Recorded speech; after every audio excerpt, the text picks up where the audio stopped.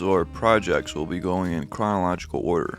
We'll start off with, I think, the first storage project I ever did, these shelves in the garage. I built them when I was 12 years old, and you can tell.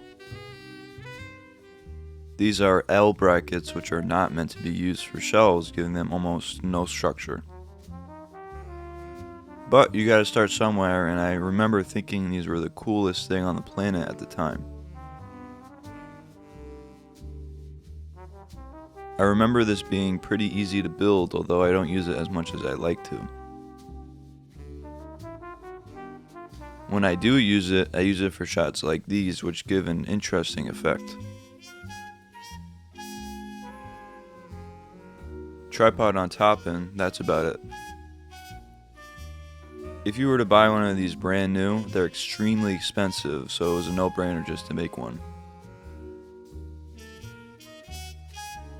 I used to jerry-rig a few boards on top of the garage shelves for my overhead shots, but I wanted to film in my studio and not in the garage anymore.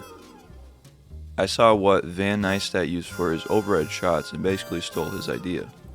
This is footage of the first model I made with a metal bracket slider. I don't remember the reasoning for making another model with a plywood slider, but it's what I use now.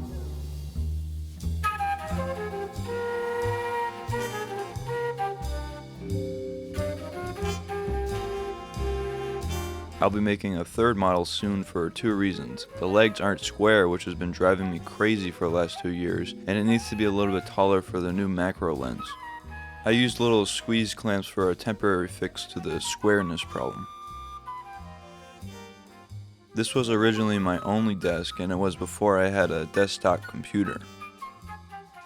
Both of these desks, the writing desk and the editing desk, were installed improperly for one reason.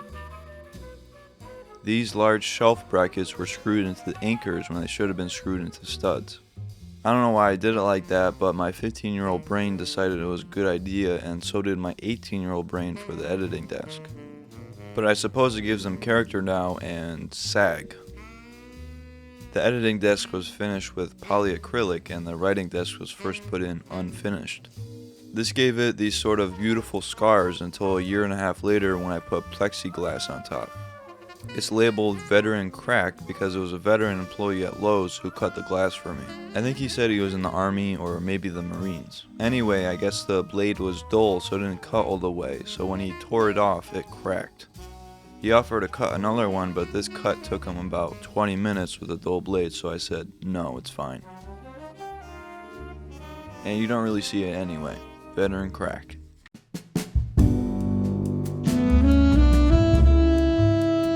The idea with this cabinet was to keep the dust off my lenses, and I built it with this fan to help with circulation. I don't use the fan anymore because it actually brought more dust in. The cabinet works pretty good by itself, decreasing dust amounts by, I would say, 70%.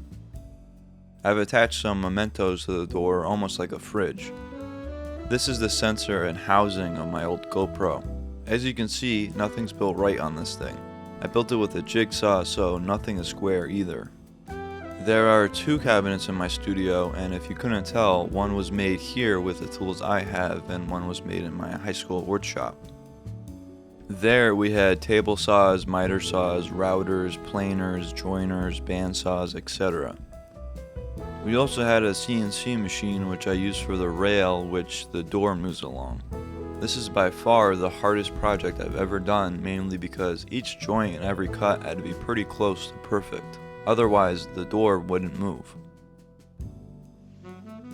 Each one of these slats was cut on the table saw. It took about an hour if I'm remembering correctly. But this cabinet was not made at home. It was made by me, but not at home. The one below it was, and I equally admire both. I love looking at them too. I'm not the greatest woodworker by any means, but I don't think that's the point. Each one of these projects tell a story which I'm sharing in this video. At the end of the day, they do their job, and that's all that really matters. If you want to support the channel and keep this thing running, you can join the Patreon starting at $5 a month. There I do monthly Q&As, there's a bunch of exclusive videos, also director's commentaries, videos I've never made public, etc., etc., etc. The link is right here. Thank you for all your support.